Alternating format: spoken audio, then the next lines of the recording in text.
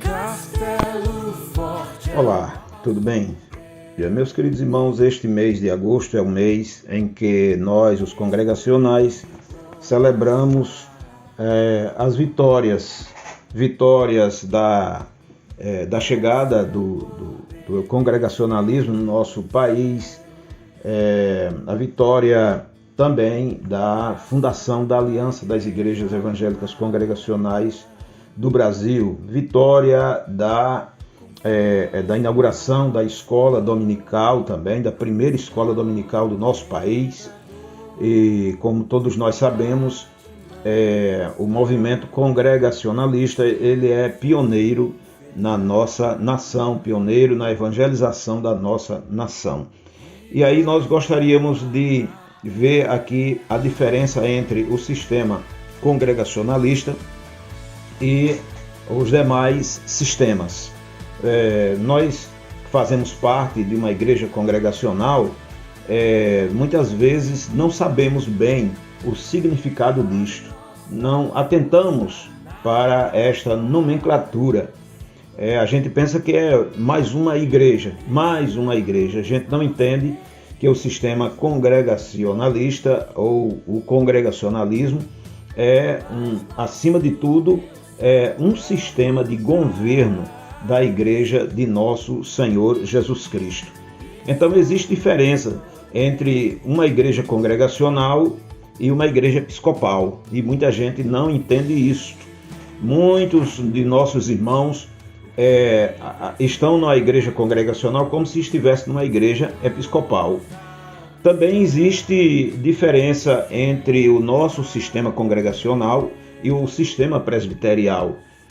Então, essas diferenças passam ocultas na mente de muitos de nossos irmãos. Às vezes também, uma igreja congregacional, ela se porta como se fosse uma igreja presbiteriana, ou seja, governada por um sistema presbiteriano, onde existe um conselho, e esse conselho apronta tudo e traz para a sessão mensal, para a reunião ordinária da igreja, para a assembleia de membros da igreja, já tudo prontinho, e a assembleia não pode fazer mais absolutamente nada. Quem decide tudo é o conselho. Esse é o sistema presbiterial. E outras vezes, muitas vezes, o pastor age numa igreja congregacional como se fosse o sistema episcopal, onde ele diz assim: quem manda aqui sou eu, e acabou. E isso não é um sistema congregacional. Com certeza, muitos desses nossos irmãos padecem dessa falta de transparência no desenvolvimento das nossas igrejas. Então, este mês, que é o aniversário do Congregacionalismo Brasileiro, também aniversário da Aliança, achamos por bem falar um pouquinho sobre esses sistemas. Existem 3 sistemas que governam e regem as igrejas, que é o congregacionalismo, o presbiterianismo e o episcopalismo. Estas igrejas do mundo todo, as igrejas, as organizações eclesiásticas que existem, ou elas são dominadas por pode até ter um nome diferente. Não é presbiterial, porque tem a igreja presbiteriana e o cara não quer chamar a sua denominação de igreja presbiteriana, mas ele tem esse sistema representativo. Também existe o sistema episcopal, que é o sistema onde a igreja é regida por um bispo, cuja sede está numa igreja mãe, e que as outras afiliadas são simplesmente uma extensão daquela igreja, ou como se fossem departamentos daquela igreja, uma espécie de congregação da igreja mãe.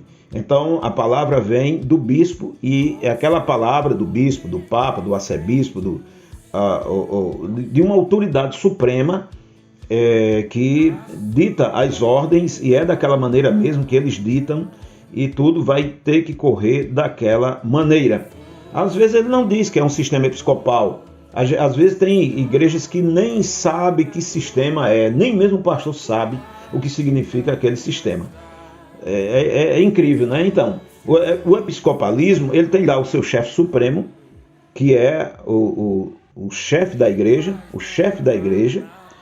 Por exemplo, o modelo maior, nós encontramos isso na Igreja de Roma. Então, o chefe supremo da igreja é o Papa. E daí, os bispos ou pastor, que são já debaixo dessa hierarquia aí, e vem aí os párocos, que também estão já debaixo dessa outra hierarquia, e finalmente a igreja, que é chamada igreja de leigos, ou seja, você não pode opinar. Você que é membro da igreja, você não tem poder de voto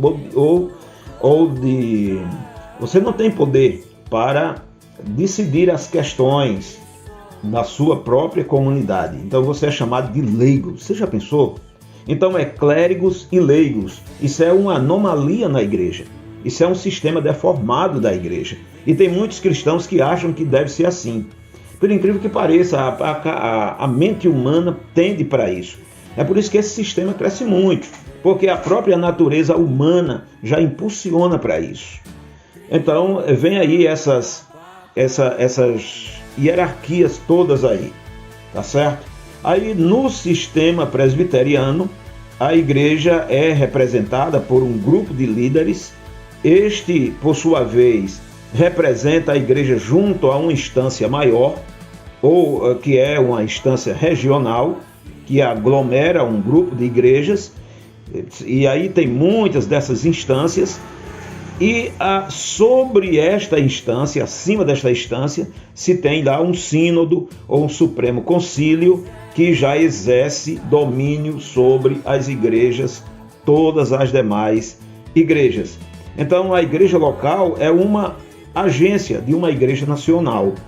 Também é um sistema de leigos, embora não estou dizendo que eles são leigos no sentido de não entender nada da escritura, não, pelo contrário, eles entendem bem, mas eles é um sistema de leigos no sentido de que a opinião deles não faz diferença.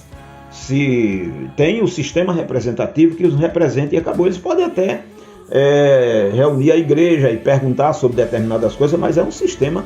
Assim, é uma questão opinativa, não é uma questão decisiva. Não, a igreja decidiu que vai ser assim. Não, a igreja não decide. Agora vem o nosso sistema, que é o sistema congregacionalista, onde nesse sistema a igreja local considera Cristo como seu cabeça. Não existe aí entre a igreja e Cristo nenhum intermediário. A igreja é o corpo de Cristo. Então a igreja não aceita influências externas, a não ser aquelas que são acordadas já como nós somos, por exemplo, nós somos filiados à aliança. Então a aliança é o quê? É uma confederação de igrejas, que isso sempre existiu, desde os primórdios da igreja. Então, essa confederação de igrejas, ela tem determinadas, como é uma associação de igrejas, então existem determinadas pautas que são, então, acordadas. É um acordo que se faz. Olha, para você fazer parte desta denominação, você tem que se sujeitar a determinadas coisas. Em primeiro lugar, se sujeitar a Cristo. É claro. Segundo lugar, se sujeitar às Escrituras. Terceiro lugar, se sujeitar ao concílio. Não é? A outra coisa, a igreja congregacional, ela deve se sujeitar à assembleia de membros da igreja. Mas você pode assim perguntar, e a questão do pastor, como é que fica aí? O que é o pastor nisso aí? O pastor é um membro da igreja. O pastor é o servo dos servos. O pastor é aquele homem que está para orientar o rebanho, para apacentar o rebanho, mas ele não tem assim um poder absoluto sobre o rebanho. E nem tampouco ele pode tomar decisões sozinho. Por exemplo, a igreja precisa de passar por uma reforma. Não é o pastor que vai chegar e, sem acordo de nada, sem a igreja concordar, sem tomar opinião com a igreja, sem nada, derruba aqui a frente da igreja. Quando o povo chegar, rapaz, que beleza, tá desse jeito. Mas como é que foi isso? Onde foi que acertaram isso aqui? Não, nós não estamos de acordo com isso. A igreja tem esse poder. A igreja tem esse poder. Porque muitas vezes a igreja não reage quando alguns pastores tomam decisões isoladas por sua própria conta. Aquilo que ele acha melhor. Porque a igreja, ela desconhece o sistema congregacional. Então, o que é que há? Ela fica como se estivesse debaixo de um sistema episcopal. Não, o pastor é a autoridade suprema aqui na igreja. O pastor, e fica pior, porque ela não tem alguém que está acima, ela não pensa que tem ninguém que está acima da igreja, acima daquela comunidade. Então eles acham que pronto, é o pastor e só o pastor mesmo. Mas no sistema congregacional isso não. Jesus Cristo é o cabeça, a igreja é o corpo de nosso Senhor Jesus Cristo. Os oficiais da igreja, pastor e oficiais, eles estão ali para servir a igreja. De tal forma que se uma igreja ela desconfia que seu pastor não está bem, que seu pastor cometeu determinados deslizes, ela querendo perdoa, e não querendo ela tira o seu pastor. E também o pastor da igreja, ele está arrolado numa instância maior, que é a aliança. Ele tem que prestar contas à aliança dos seus atos. Ele não pode fazer o que ele quer, não, também. Ele está aí, ele é como que preso nesses dois pontos aí, preso na questão da aliança, que ele é membro da aliança, e preso também à igreja, porque ele é membro da igreja. Quer dizer que o pastor não tem autoridade? Não tem. A igreja precisa se submeter à autoridade do pastor, mas essa autoridade não é além daquela que está nas escrituras sagradas, não é? Não é uma autoridade dele chegar e fazer o que ele quer. Ele, junto com a igreja, ele tem que ter seus planejamentos, tudo, mas ele precisa apresentar esse planejamento para a igreja. Ele precisa submeter isso à assembleia. Então, de forma que se ele tem que tomar uma decisão com urgência, ele marca uma assembleia especial para que seja resolvido aquele caso. Uma assembleia especial, é uma coisa de urgência. Marca. E tem delegações que a igreja mesmo outorga para ele, que ele pode resolver, claro, determinadas coisas. Então, se o membro da igreja entendesse o que é o sistema congregacional, é uma coisa maravilhosa. Nessas assembleias é necessário mesmo que haja um quebrantamento. Por isso que essas assembleias, elas têm que ser seguidas de orações. Se o membro soubesse, porque tem assembleias que a coisa esquenta e fica um pega-fogo, que parece até aquele negócio lá de uma Câmara de deputados, de vereadores, alguma coisa dessa natureza. Um pega-fogo terrível. E isso não deve acontecer. Essa questão desses ânimos agitados, que muitas vezes adoece até o pastor, é necessário o pastor ter vigilância e colocar a sua igreja debaixo de muita oração. Não é? Se ele entendesse esse movimento, porque isso é ali que há uma guerra espiritual. O Espírito Santo dirige a igreja. E para que o Espírito Santo opere sem a influência carnal, sem a influência do pecado, sem a influência do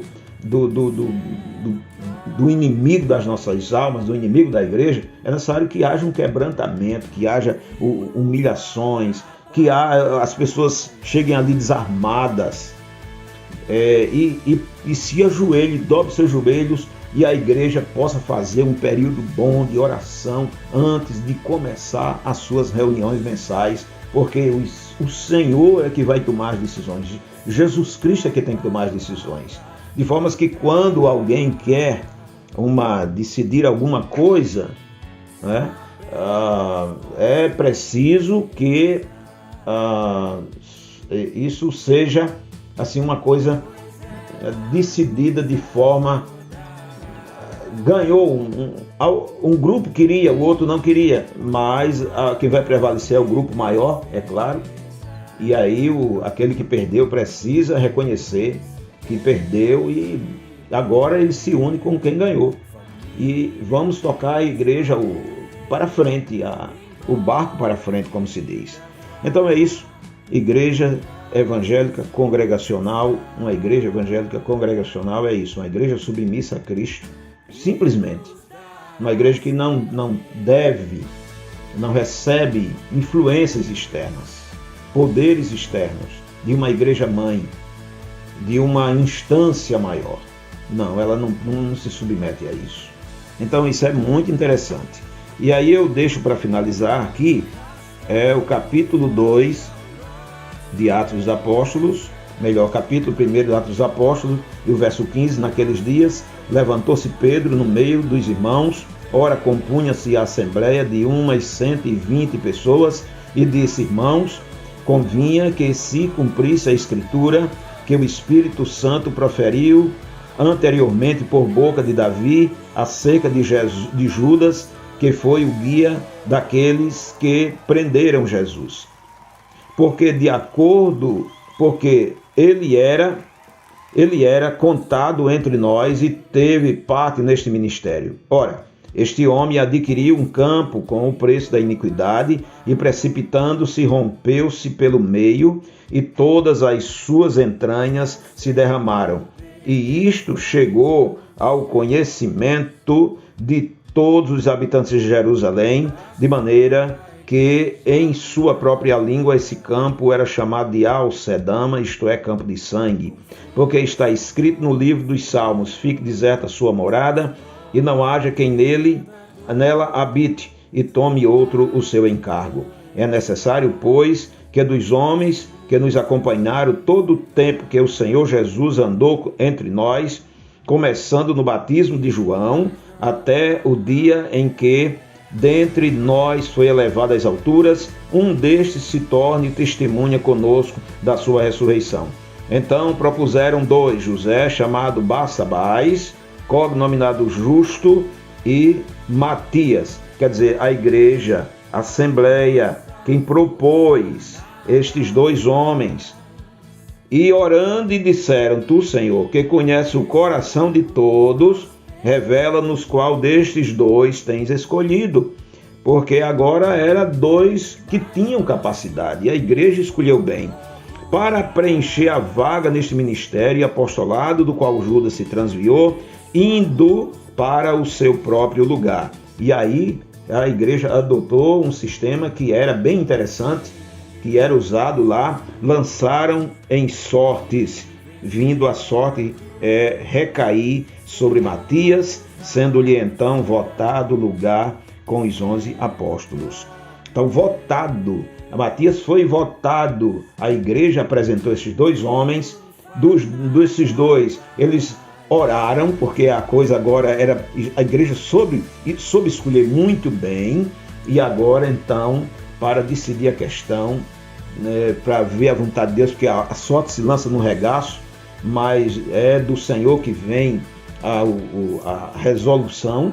Então o Senhor escolheu Matias. Então isso é o sistema congregacional. Que lindo, que maravilha, que maravilha.